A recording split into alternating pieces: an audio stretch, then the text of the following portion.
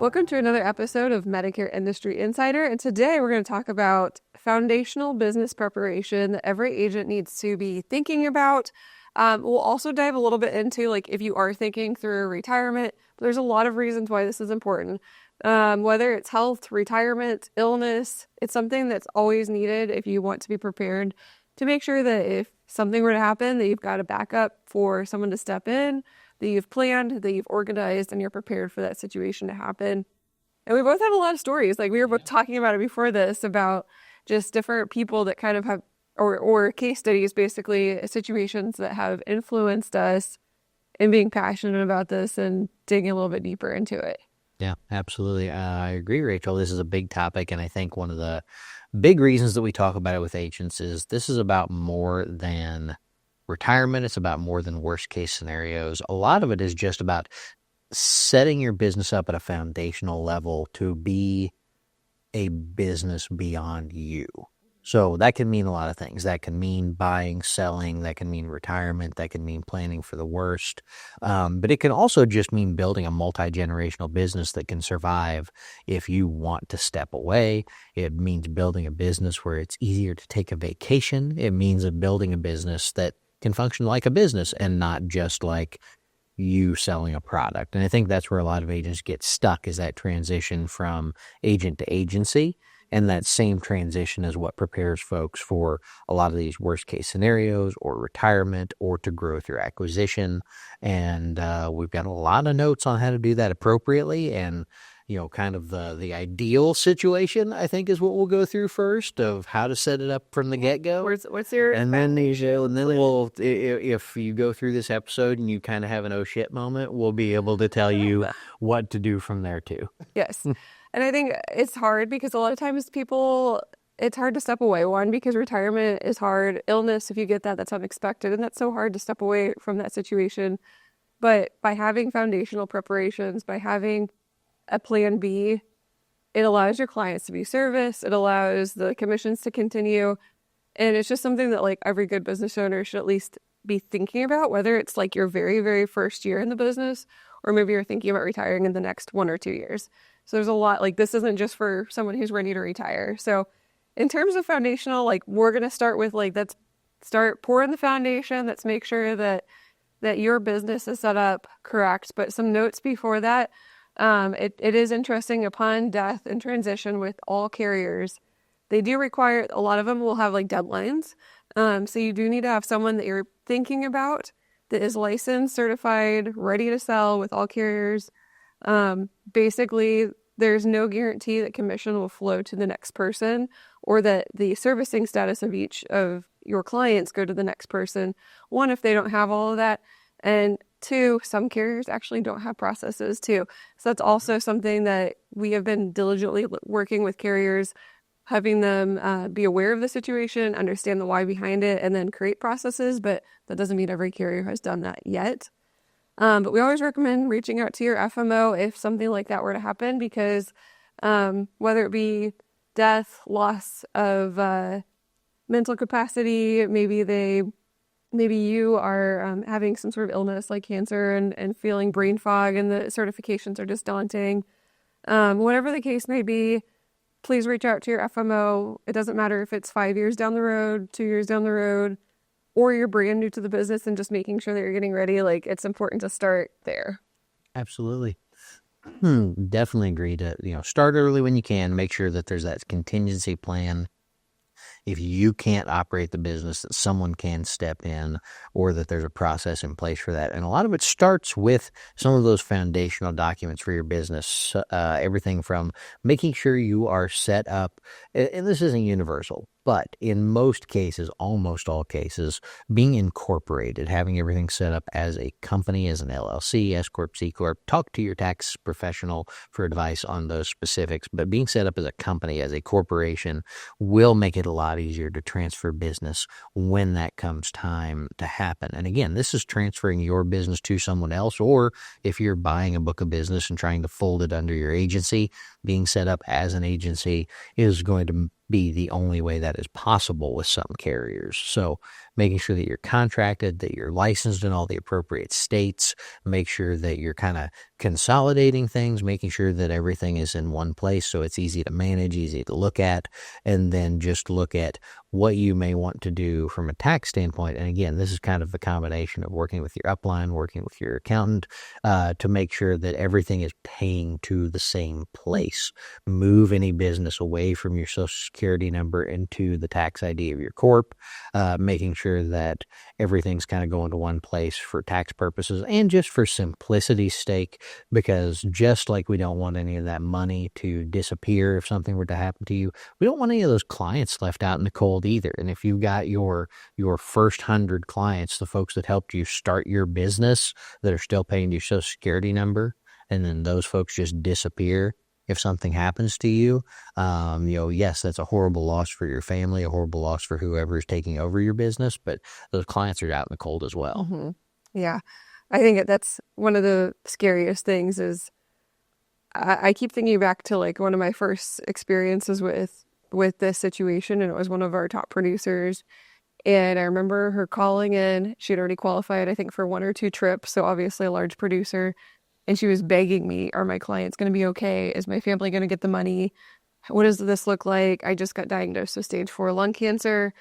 2 weeks later, I couldn't get a hold of her, and she was set up as an individual. So I think, the corporation situation is so important because about half her business was Medicare Advantage, and that requires certifications to continue to get renewals. And it's one of those things that's it's horrible, and I hope people are learning from that. It's just setting yourself up as a corp allows someone easily to step in if you need to. And in that case, she was, diagnosed with cancer. So having that corporation, if she had had that, we could have easily set someone up quickly, since she still was conscious and cognizant when she called me that time.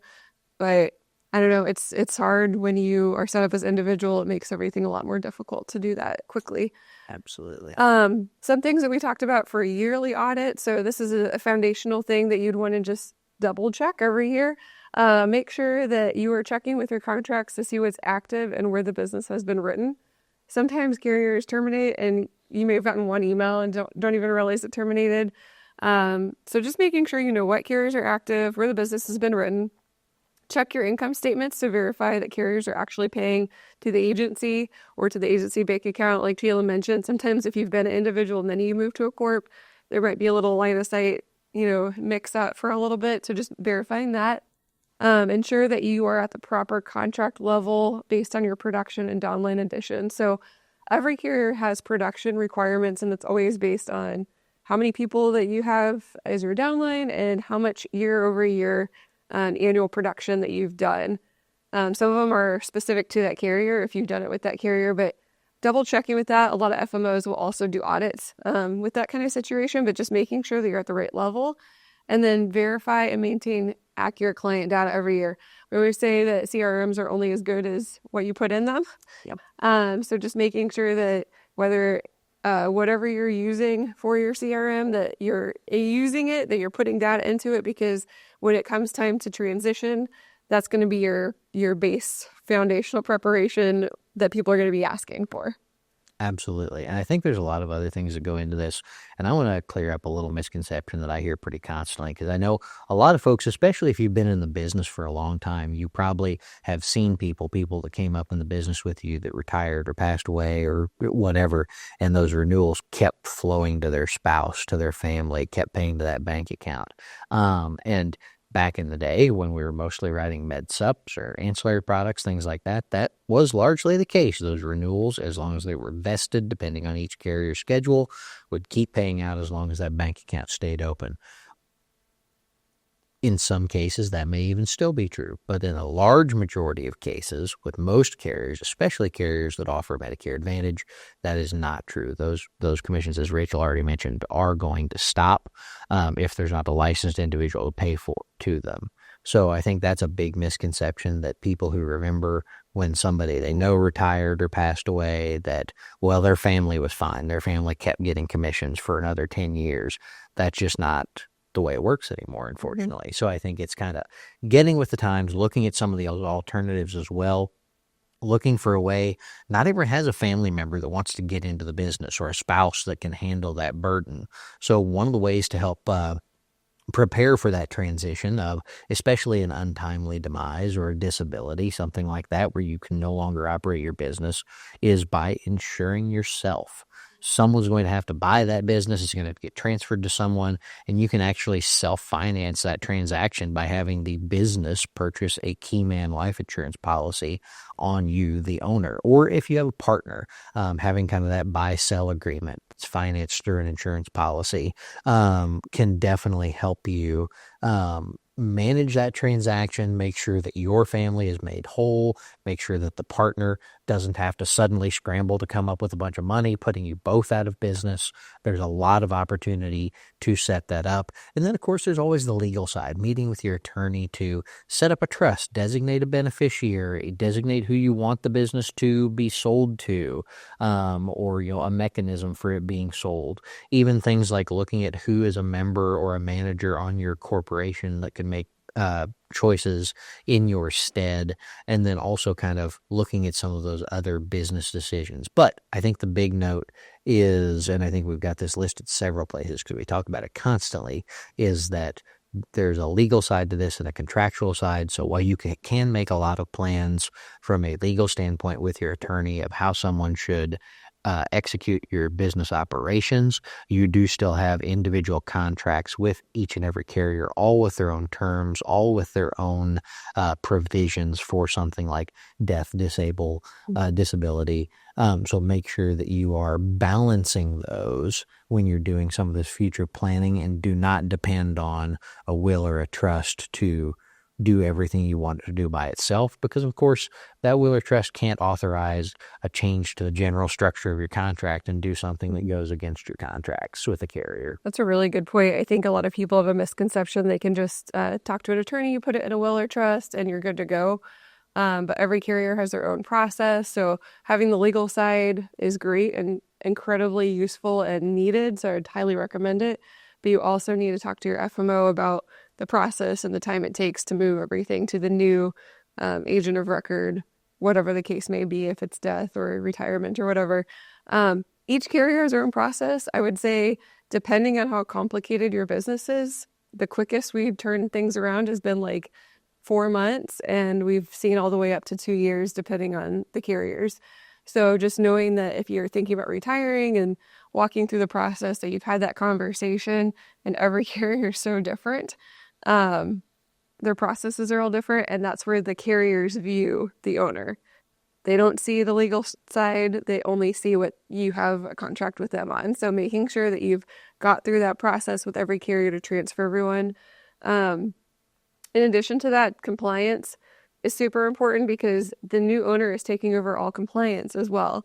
So having really good documentation on all the compliance information, whether it be digital data storage, certification proof, OIG exclusion checks on all your staff, if you have staff, storage of the scope of appointments, storage of the call recordings, all of that has to be transitioned over to the new person, because they can technically pull those up to 10 years. And if the new owner doesn't have access to it, then they could be in a situation where they're liable for that compliance violation. So making sure that you've kept all that in a nice place that you can also pass that over. So having everything digitized is important, whether it be your client data, all of the compliance information, just making sure that it's an easy transition, that you can just pass it along. Obviously, Jalen mentioned some insurance that you should have, but we've been seeing things like cybersecurity and stuff like that as things get more digital as well. Yeah, absolutely. And I think, there's a lot of elements that are kind of critical for that transaction, and we've already mentioned a lot of it. So making sure that just everything's clean as it can be. And obviously, if we're preparing for a worst case scenario, sometimes that happens unexpectedly, but just making sure that all of this is cleaned up and packaged nicely. Carriers are certified for, licenses are double checked and not about to expire while you're trying to close a deal. Making sure that you have that written purchase agreement to make these transfers easy, and that everyone who needs to be is listed on those corp documents. Yeah, because then if you just want to go, I want a career change, I want to retire, I want to go be a YouTube star and not write insurance, we had that before. that everything's easy, it's nicely packaged, and you can start the process to move it over to a new person.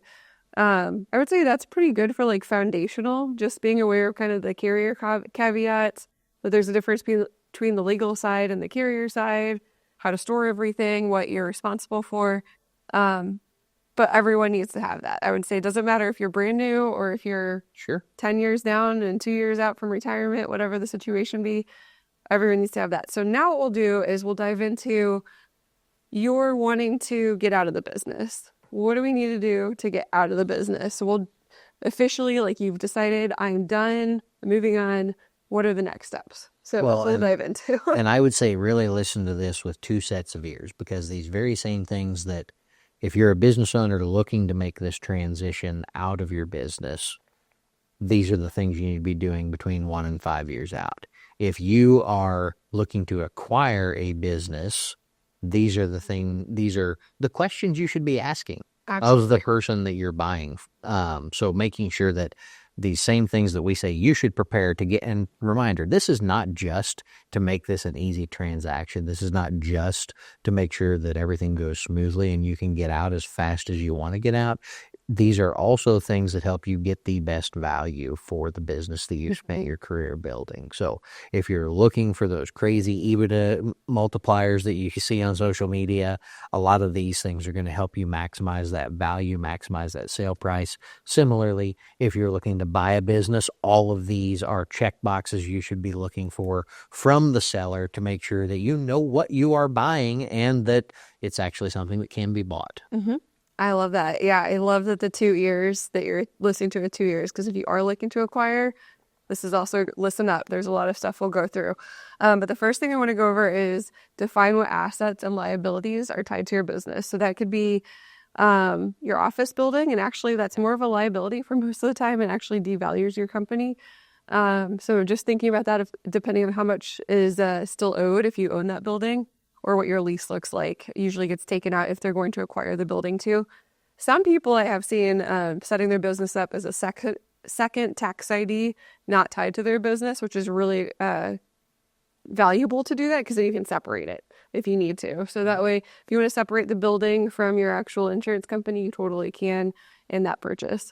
Financial commitments, compliance issues, long-term leases, yearly subscription, branding, even just looking at like what you're doing for the community every year, whether it be sponsoring a T-ball team or doing some sort of church picnic or sponsoring a hot air balloon function or doing things at the state fair, whatever it is, that is something the community has been expecting you to do and probably will expect the new owner to do also. So bringing that stuff into what is your assets and liabilities is important for that next buyer. It doesn't mean that any of those things don't have value in terms of business continuity and making sure that, they're getting that goodwill with the purchase, but it just all needs to be upfront and in the open, because again, if you have a community picnic that you sponsor every year that 2,000 people come to, and then all of a sudden it doesn't happen next year, that's going to be a big, big loss for whoever just bought your business. And at the end of the day, if they're structuring the deal with any logical sense, it's going to be a bad deal for you too, because I promise there's going to be some kind of retention bonus built into that purchase agreement. So you want to equip whoever is buying you out, or if you're looking to buy, you want to make sure that you have those safeguards in place to make sure that you're both equally committed to the long-term success of this transaction. 100%. The next thing that we'll go into is just preparation. There's expectations that both staff and clients have when you're ready to step out of that business. So preparing your staff and your family for the upcoming roles after retirement.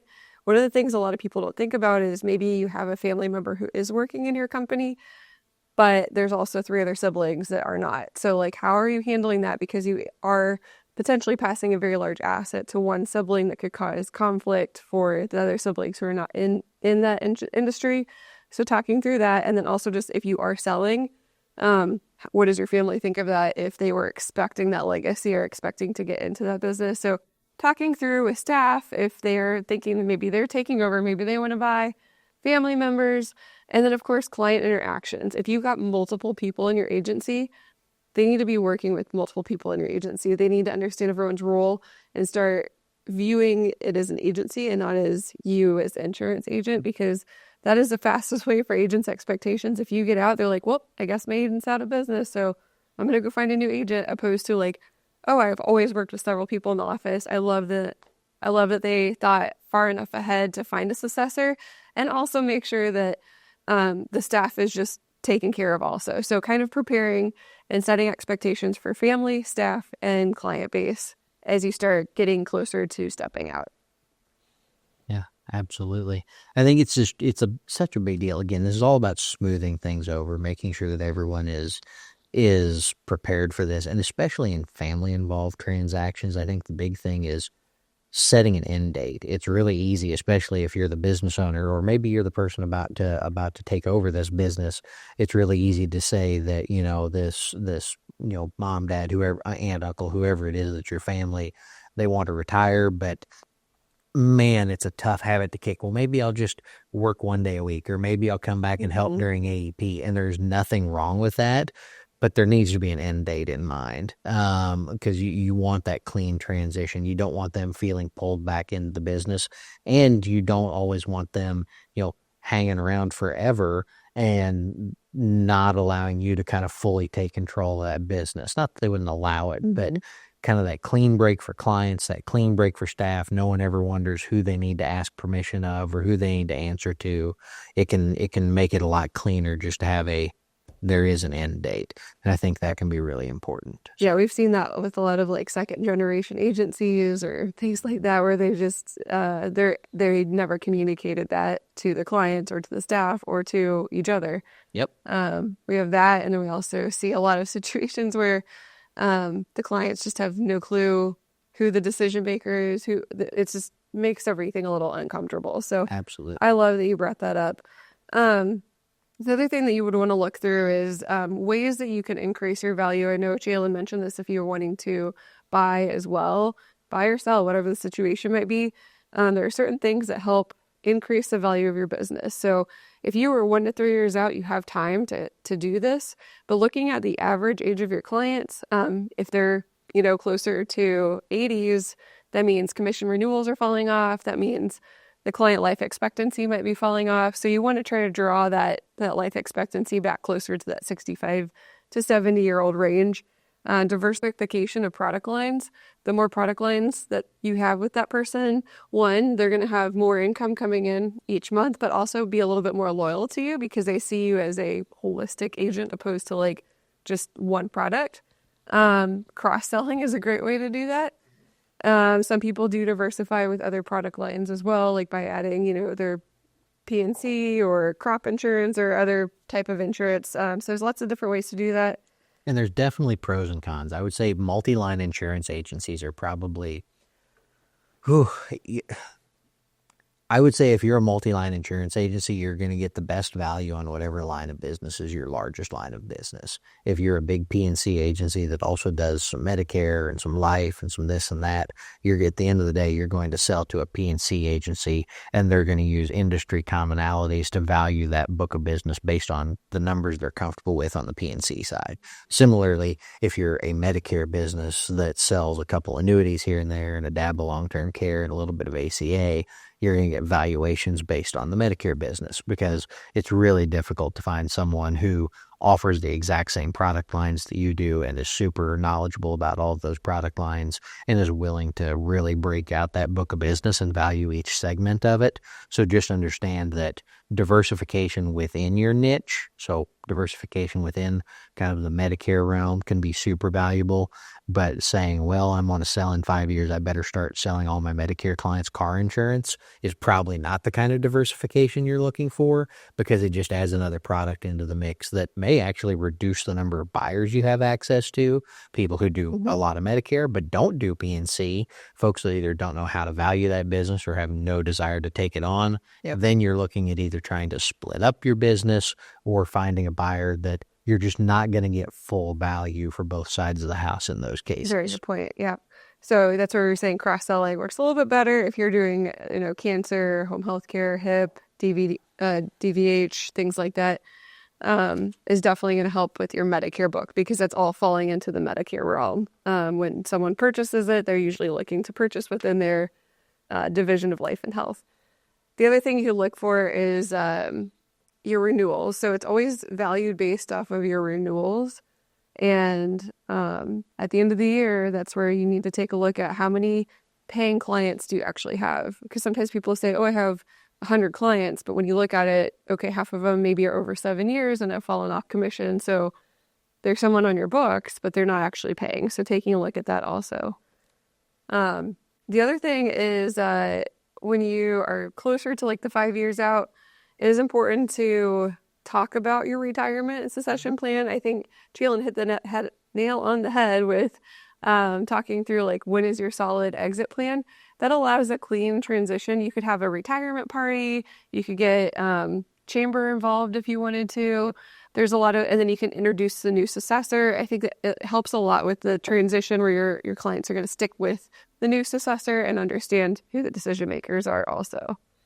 Yep, absolutely. And I think, we'll do the point in time where, if you've kind of already followed some of these foundational preparations we talked about, this is, and we won't go through everything because we've already gone through a lot of it, but this is where those annual meetings really start, making sure you're auditing your business each year for contracts for carriers, for all of that, contact information, making sure you're keeping everything as up to date as possible. And it's also time to schedule that retirement meeting with the other professionals in your life, your accountant, your tax person, your attorney, your FMO, your upline, all the people that you're going to depend on as you look at this transition, not just to make sure you're set up correctly for all of this, but also talking about optimizing your timelines. Because if you're thinking, oh, sometime in the next 5 years, I want to retire, and after talking to your accountant and your tax person and your financial planner, they say, well, if you retire in 2.67 years, that's really going to be optimal for anyway. All of that stuff, it's usually not going to be quite that exacting of a science, but, you sit down with your financial planner and they say, well, you could retire in 2 years based on your financial goals. That can definitely change the conversation. So starting those conversations 5 or 6 years out, or just when you start getting that itch to go golfing one more day a week than you're used to, that's a great time to start looking at, am I in a place where I can retire? And what does that timeline look like? The other thing too that we've run into quite a bit, unfortunately, is debit balances and chargebacks. Sure. So I know I'm shifting a little bit, but just making sure as you get closer in the 1 to 5 year range, that you're taking a look at all your carriers and how you're getting paid. If you are set up with advancing, that means you're liable for debit balances. And occasionally, if you're doing a mid-year transfer to a new owner, that they may be liable for any sort of chargeback from that sale mid-year because it hasn't hit that full vesting period. So just making sure if you can afford it, being set up as earned is the way to go because it limits the amount of debit balances you have, it eliminates any of those like mid-year chargebacks if you are doing a transfer in the middle of the year. So little things like that also are incredibly helpful when you're looking at it, and that might be something to talk to your tax preparer or I guess it would be your accountant to make sure that they're saying, is it advanced or is it not? Talk to your FMO about that also, and then get those things corrected if you can afford it a couple of years out. So that would be 1 to 5 years out. Let's go into, okay, now you're ready to go. Your retirement date is set, your date to go be a YouTube star, or maybe you're just in a situation with health where you need to step out quickly. We're in the transactional phase now. So we'll go through some of those situations that you need to be aware of.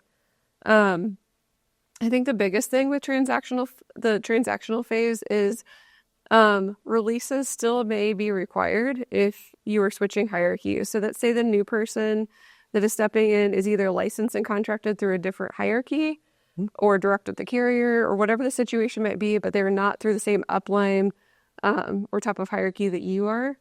That can cause complications sometimes. So it is always advised if whoever your successor is that you both are utilizing the same type of hierarchy or uplines, because it can be an issue where a release maybe not be granted.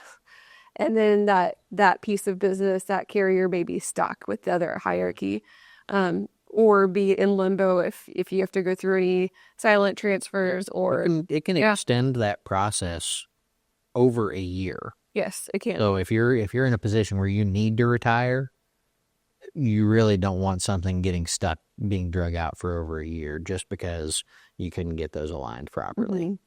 Yeah, I think just realizing that like every carrier is so different. So that's why it is very important to work with an upline or an FMO because they can help alleviate that. They may already know the processes, they may already have the forms, and they can help speed up that process a little bit. And every single situation that I've run into has been so different.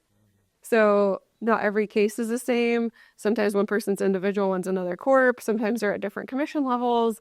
Sometimes they're with different hierarchies. There's so many different variables and factors that is almost pulling hair out, anger style, if you're trying to do it on your own. So get your back office support to help you out with that. And besides that, like one of the biggest, easiest things you can do is make sure that your CRM is updated, gather your usernames and passwords, financial statements, any documentation that's correlated to your business, because those are going to be first priorities for that new owner needing all those pieces. Yep, absolutely. And once you get into that transactional phase, I think the biggest thing is early communication with everyone, kind of in your ecosystem, making sure you're reaching out to that upline especially before you sign any paperwork. And not that you need anyone's permission or guidance, or you're not a big kid and don't know what you're doing, but just understanding that even if you sign a purchase agreement with somebody to take over that agency to purchase something, that doesn't mean anything has changed in the eyes of those carriers. We've talked a lot about contract versus legal. So just make sure that everyone's on the same page and there's expectations set up of how that transition is going to work. Making sure that you're able to move all of that over. If there's anything you need to clean up on your contracting, and again, if you followed this process that we've laid out, that shouldn't be an issue. But if you're already sitting at that I want to retire next year phase, this is where you need to start making this type of phone call to make sure that everything is cleaned up and ready to go. And then also just understanding that kind of final transition process of, is there staff that's coming with the agency? Are they going to stay on staff? Hopefully that's something we can negotiate for, but understanding how to handle those staff transitions, how to make those introductions, how to have that retirement party or that new client introduction to the new staff or new agent that's taking over the business. And then you kind of roll into your retirement. What happens? Now I'm retired. Now I can kick back and just let the check roll in, and then I'm done. I can go golf or fish or travel or whatever I'm going to do. But your work is not yet done. So at least for the first year, maybe even a little bit longer, you're going to have to do some monitoring. You have to keep an eye on those bank accounts, keep an eye on email addresses, phones, fax lines, and just double check for anything that got missed. That weird commission check that you're not sure what it's for, from a carrier you wrote 2 policies with 10 years ago. Or, looking for, it looks like this email address didn't get switched with that one carrier, so I'm still getting things. Or I still occasionally get phone calls, especially if you're not transferring your phone lines to the new business owner. Or if you had like a cell phone that a lot of people had that number for, you're going to get calls for a while after you're retired. So making sure that you've got a mechanism in place to refer that over to the person who purchased your business, and that it's really clean and easy to make sure that your retirement can go smoothly. And my gosh, it's crazy to think that you can be retired and still have a lot of work in front of you for another year. But that's just kind of the way it is. Yeah, and you were just talking about like keeping your phone lines open, faxes and everything. I will never forget sitting across the table from, it was a father-son who lost mom and wife who was the agent. And basically they had shut everything off before they even came to talk to us. And so when they talked to us about the valuation, everything, because the clients couldn't access anything, emails were bouncing, phone numbers were being disconnected. By the time we went around to look at purchasing and them selling, there was nothing left because the clients had no way to know that she had passed away, what the plans were, who the successors were to be. So even if it's a death situation, keep those on, keep them active for at least another year. I know it's painful to see their emails and painful sometimes to answer the phone call. They're saying, a family member's name or something like that. But to have access to that retains commissions, retains loyalty, the promises those people kept. Yep. And made to those people, you're keeping them by keeping things open and having those conversations and the open dialogue for the next year or so while the transition happens. And whenever possible, Oh. just transfer that account over to the new business owner. If someone has purchased that agency, unless it's a personal phone line or a personal email that you were using for personal and business, which I super don't recommend, but it happens. But unless it's a personal business or personal phone or email, just turn that over with the purchase. Let the new business owner handle that. There's definitely a lot of ways to handle that where you don't have to deal with it. And I'll throw out another scenario only because we mentioned there's the legal side and then the way that the carriers view things. If you are wanting to stay in the business but know that everything is taken care of and set up the correct way, and you already have that successor in mind, we have had several agents who have Quite a few. gone all the way through the transactional phase, knowing that they still have 5 more years of retirement, but they've passed it to their new successor or their family member, whoever is going to be stepping into that role, which allows them to still work, still be a part of the business because you've got the legal side stating that you're still the owner, you still own everything. But according to the carriers, they view this new person as the owner. So your job in terms of all of this stuff that we just went through is done. So at the point of, hey, I want to step out, I want to be done, is done. So like if that's an option and you're wanting to go that direction, that's definitely there. But just knowing like carriers don't view a new owner until the point of transaction. So just knowing that that's kind of where your line is. You can't put something in a legal document and know that it'll be taken care of upon death. There's time frames, there's criteria that new person has to have, documentation, they may not know where things are. So just knowing that like if you have the time and you have the energy to do that, that's an option too. But regardless, we wanted to make sure that this was a topic that has been very hot and heavy this last couple years. I think we've had a lot more people either buying, selling, acquiring, doing different transitions, principal changes, succeeding to the next generation. And like you said, if you were in the business 15 years ago, things have changed a lot. So making sure that you're aware of some of those things, that you have thought through organization, systems, processes, people, expectations, and just made sure that whenever that time comes, you're ready to step away from the business and you have an option for that. Absolutely. So with that, we'll wrap up. And thank you so much for watching this episode of Medicare Industry Insider.